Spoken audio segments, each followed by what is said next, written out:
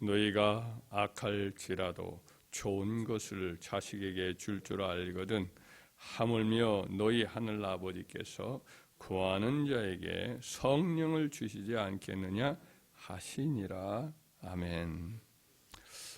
예수님께서 한 곳에서 이제 기도를 하고 마쳤더니 제자들이 예수님께 간청하기를 우리에게 기도를 좀 가르쳐 주십시오. 세례요한이 제자들에게 기도를 가르쳤는데 우리에게도 좀 가르쳐 달라고 구했어요. 그래서 예수님이 이제 우리가 알고 있는 주기도문을 가르쳐 주셨습니다. 연이어서 기도의 자세에 대해서 이야기하기를 어떤 동네에 아주 절친한 친구의 집에 한밤중에 자기 집에 손님이 찾아왔다고 이렇게 떡 3덩이를 좀 빌려달라고 이렇게 문을 두드리는 그런 친구의 예를 말씀을 하셨습니다.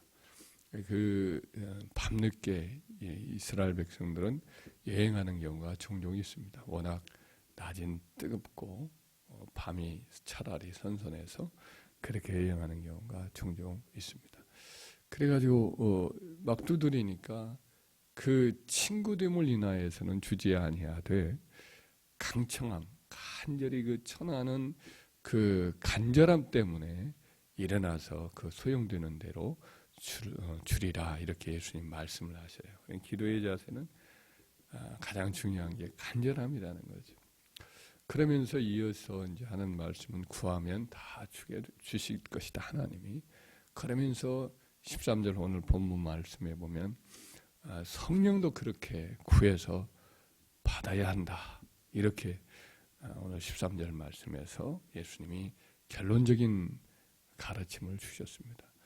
우리가 간절히 그 어느 것보다도 절실하게 그 벗이 이렇게 떡 3덩이가 꼭 필요해서 한밤중에 떡을 구울 수도 없고 이렇게 할 수도 없어서 마침 친구네 집에 빵이 이렇게 3덩이가 구워져 있는 것이 기억이 났는지 그 집에서 이렇게 달라고 간절히 때를 쓰니까 도저히 안 줄 수가 없어서 새벽까지 두드릴 것 같으니까 일어나서 준 것처럼 우리도 필요를 절실히 느껴서 구해서 그래서 하나님께 받아야 할 것이 바로 성령이다.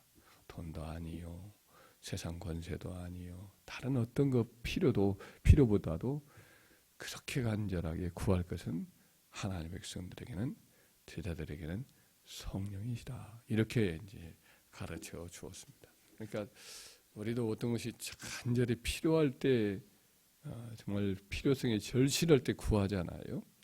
하나님 앞에도. 그래서 하나님 앞에 우리가 절실히 구할 가장 필요한 대상이 뭐다? 성령이시다. 이것을 우리는 기억하고 성령을 구할 때 간절히 구해야 될 줄 믿습니다.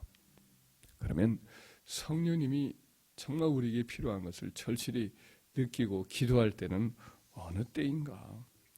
한 몇 가지를 생각해 보면 첫째로 하나님의 뜻을 꼭 알아야만 한다는 필요성을 느낄 때가 있어요. 에베소서 5장 15절 18절을 읽어드리면 그런즉 너희가 어떻게 행할지를 자세히 주의하여 지혜 없는 자같이 하지 말고 오직 지혜 있는 자같이 하여 세월을 아끼라. 때가 악하니라. 그러므로 어리석은 자가 되지 말고 오직 주의 뜻이 무엇인지 이해하라. 술 취하지 말라. 이는 방탕한 것이니 오직 성령으로 충만함을 받으라. 그래서 이제 세대가 악하고 무엇이 하나님의 뜻인가? 내 삶에 어떻게 해야 될 것이 하나님이 원하는 바인가? 이걸 좀 알았으면 좋겠어요. 그럴 때가 있어요.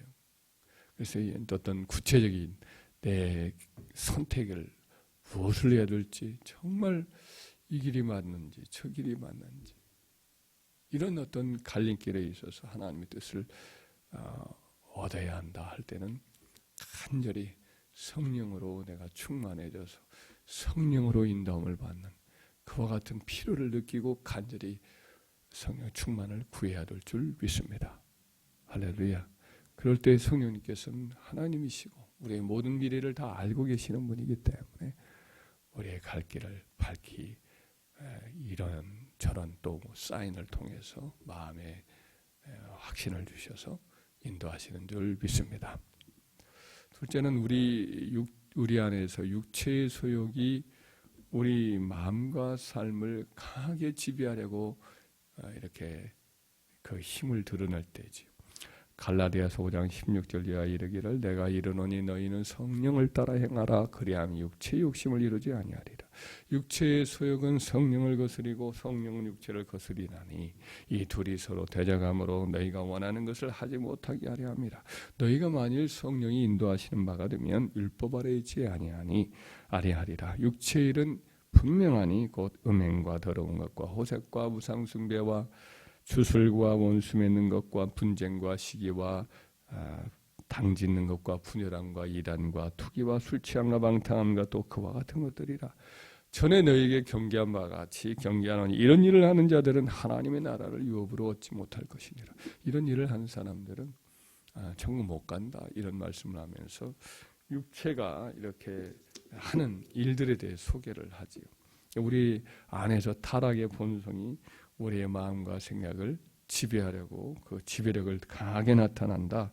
그래서 더러운 생각이 자꾸만 일어나고 혹은 방탕하고 다툼과 미움이 우리 안에서 들끓고 참 이 어떤 술과 방탕함과 우상숭배나 이런 점치는 것 이런 것들에 대해서 생각이 끌리게 된다. 그러면은 그냥 내버려두면 안 됩니다. 마귀가 이걸 통해서 역사를 하고 우리를 넘어뜨리니까요. 분을 내어도 죄를 짓지 말며 해가 지도록 분을 품지 말라. 마귀에게 틈을 주지 말라. 이런 말씀도 같은 의도지. 그러니까 죄로 이끌어가고 마귀에게 이렇게 빌미를 줄 수 있는 이런 일들이 일어나지 않도록 우리 안에서 육체의 본성이 강하게 나타난단 말이죠. 누군가를 미워하고 자꾸 세상이 끌려지고 어떤 세상적인 어떤 매력을 자꾸 느끼고 이러면 이때는 이거 안 되겠구나 생각을 하고 성령으로밖에 이 모든 육체의 본성을 이길 길이 없음을 알고 간절히 성령 충만을 구해야 될 줄 믿습니다. 셋째로는 성화의 필요성을 느낄 때예요. 아까는 좀 부정적인 소극적인 의미에서 그렇다고 치면 이제는 또 적극적인 우리 안에서의 주님을 닮아가려는 또 거룩한 욕망을 느낄 때 이때 또 우리가 성령이 아니고서는 거룩한 성령의 열매를 맺을 수가 없습니다. 우리 안에 사랑의 부족함을 느낄 때가 있죠. 참 사랑의 한계가 있구나. 우리가 겸손이 부족할 때가 있어요. 겸손해야 되는데 교만이 자꾸만 우리 마음에 일어나지. 충성의 부족함을 느낄 때가 있어요. 내가 속한 회사나 어떤 주를 섬기는 어떤 일이나 내 인격성에 있어서 성실함 이런 것들이 부족하구나. 이런 걸 느낄 때 또는 부모에 대한 효나 형제에 대한 우애가 부족하고 이웃에 대한 어떤 우리의 사랑이 좀 부족하다. 이런 걸 우리가 느끼면 성령이 도우심 없이는 우리가 달라지지 않아요. 그래서 그럴 때 성령을 구해야 됩니다. 다른 사람의 단점이 자꾸 먼저 뚜렷이 보이고 다른 사람을 불쌍히 여기기보다는 판단하고 정죄하는 마음이 커진다. 성령을 그럴 때 구해야 될 줄 믿습니다. 주님의 사랑과 온유와 거룩함을 생각하면서 주님을 닮아가야 되는데 참 그러지 못한 자신을 보면서 절망감이 마음을 때릴 때 성령을 구해야 될 줄 믿습니다. 그럴 때 성령이 우리 안에 오셔서 주님 더 가까이 나아가고 닮아가는 은혜를 주실 줄 믿습니다. 또 네 번째로 주님이 맡긴 일을 감당해야 되는 부담감이 우리 안에서 이렇게 생길 때 그때는 이제 성령으로 기도해야 됩니다. 주님이 공적 생애를 시작하기 전에 먼저 성령의 충만함을 받지 않습니까? 예루살렘의 초대교회 성도들도 부활의 복음을 전하라라는 사명을 우리 주님께서 맡겨주시고 승천하시고 나서는 곧장 성령을 부어주셨습니다.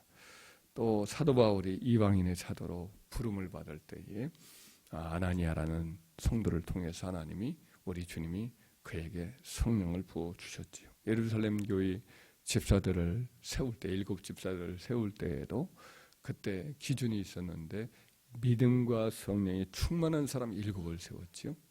그 성령이 죄를 행할 때는 성령 충만이어서는 안 돼. 단지 그냥 사람 좋아서 세우는 게 아닙니다. 믿음과 성령이 충만해야 되지. 우리가 주를 섬기고 교회를 잘 세워나가기 위해서는 반드시 성령 충만을 받아야 될 줄 믿습니다. 복음을 증거하고 하나님 나라를 힘있게 세워나가려는 그와 같은 마음의 부담을 느낀다. 그러면 성령 받아서 기도하고 성령 받아서 전도하고 성령 받아서 주의 일을 감당하는 은혜가 있어야 할 줄 믿습니다. 한 가지 더 생각을 한다면 영적인 공격을 느낄 때가 있어요. 꿈속에 예를 들면 이상하게 어떤 공격을 느낀단 말이죠. 사탄의 어떤 공격으로 꿈을 꿨는데 어떤 막 험악한 깡패 같은 경우가 교회를 가는 경우를 막는다. 뭐 아주 헐벗고 굶주린 개 몇 마리가 뭐 예를 들어서 집으로 쑥 들어온다. 혹은 어떤 지하실에 누가 들어왔는데 가만히 뭔가 들어왔나 가서 보니까 어떤 거린들이 거기서 이미 기숙하고 살고 있다.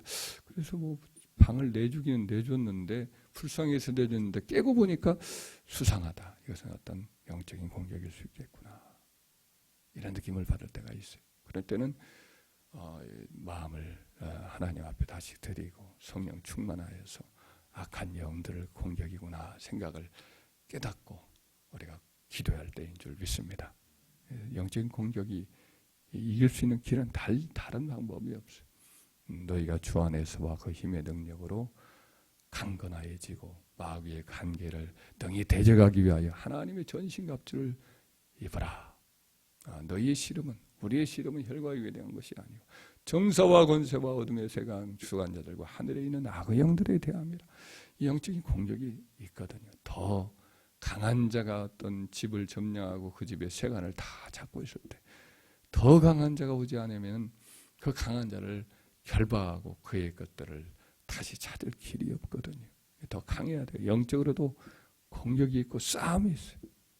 이런 어떤 느낌을 느낀다. 그럴 때는 이 성령 충만 받아야겠구나.